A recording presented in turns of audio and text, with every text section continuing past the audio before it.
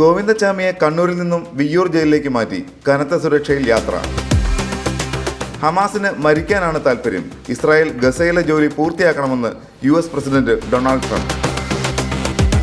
സമാധാന ചർച്ചകളിൽ ഹമാസ് താൽപ്പര്യം കാണിക്കുന്നില്ലെന്ന് ആരോപിച്ച് പ്രതിനിധികളെ തിരിച്ചു വിളിച്ച് ഇസ്രായേലും അമേരിക്കയും.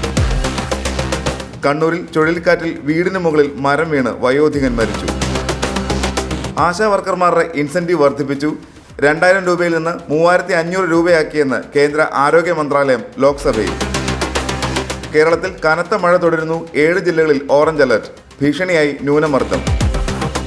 ശബരിമലയിൽ ADGP MR അജിത് കുമാറിന് ദർശന പരിഗണന ലഭിച്ചെന്ന് ഹൈക്കോടതിക്ക് സ്പെഷ്യൽ കമ്മീഷണർ റിപ്പോർട്ട്. ഐതിഹാസിക വിജയത്തിന്റെ സ്മരണയിൽ രാജ്യം. ഇന്ന് കാർഗിൽ വിജയ് ദിവസ്.